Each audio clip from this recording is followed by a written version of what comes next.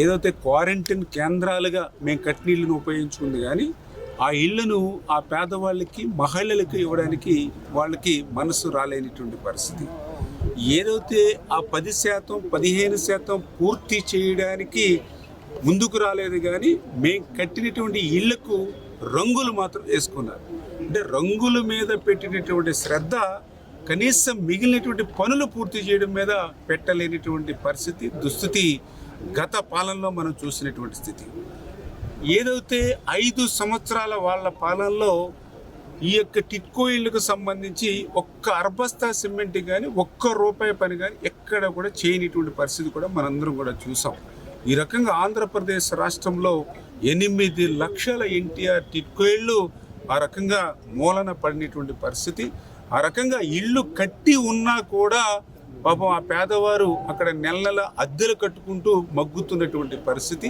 Covid సమయంలో కూడా వాళ్ళు ఒక్కటే మమ్మల్ని అడిగారు, పనులు లేవు, పస్తులు ఉంటూ ఉన్నాం, కనీసం మా ఇల్లు మాకు ఇస్తే అందులో పడి ఉంటామని కోవిడ్ టైంలో కూడా ఆ మహిళలు వేడుకున్నా కూడా ప్రభుత్వానికి కనికరం చూపినటువంటి పరిస్థితి. మరి ఎంత అన్యాయం అని అంటే, పనులు చేయకపోతే చేయకపోయారు, పూర్తి చేయకపోతే పూర్తి చేయలేకపోయారు, మహిళలకి ఇవ్వాలనేటువంటి ఏదైతే మనసు రాకపోతే రాకపోయింది. ఎంత అన్యాయం చేశారని అంటే, మేము కట్టినటువంటి ఇళ్లకు మరి వైసీపీ ప్రభుత్వం ఒక్కొక్క ఇంటి మీద 3,60,000 బ్యాంకుల నుంచి బలవంతంగా వాళ్ళ మెడ మీద కత్తి పెట్టి అప్పు తెచ్చి ఈరోజు 5 లక్షలు 7 లక్షలు వాళ్ళని రుణగ్రస్తులు చేసినటువంటి పరిస్థితి.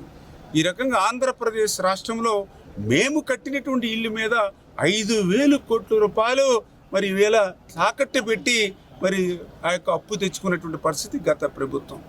మేము వేళ అధికారంలోకి వచ్చాం, అరే 5,000 కోట్ల రూపాయలు వీళ్ళు బ్యాంకుల నుంచి రుణాల కింద తీసుకున్నారు అని చేత ఆ డబ్బులు ఆ టిట్కో అకౌంట్లో ఉంటాయి. ఎందుకంటే 5 సంవత్సరాల్లో ఒక్క రూపాయి ఖర్చు పెట్టలేదు, ఒక్క అర్బస్తా సిమెంట్ పెట్టలేదు అని చేత ఇక్కడ పని చేయలేదు కాబట్టి వాళ్ళ బిల్డింగ్ మీద తీసుకునేటువంటి అప్పు డబ్బులు ఏవైతే ఉన్నాయో అకౌంట్లో ఉంటాయని ఆశించాం.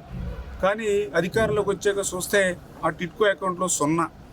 అంటే పేదలు మహిళల మీద ఇళ్ళ మీద తెచ్చుకునేటువంటి అప్పు కనీసం వాళ్ళ బ్యాలెన్స్ ఖర్చు పెట్టకపోతే ఖర్చు పెట్టారు. ఆ నిధులను కూడా జగన్మోహన్ రెడ్డి దారి మళ్లించేసాడని అంటే ఇంకా ఎంత దుర్మార్గంగా ఈ టిట్కో ఇళ్ళు లబ్ధిదారుల మీద జగన్మోహన్ రెడ్డి వైఖరి ఉందో అదే ఒక పెద్ద ఉదాహరణ.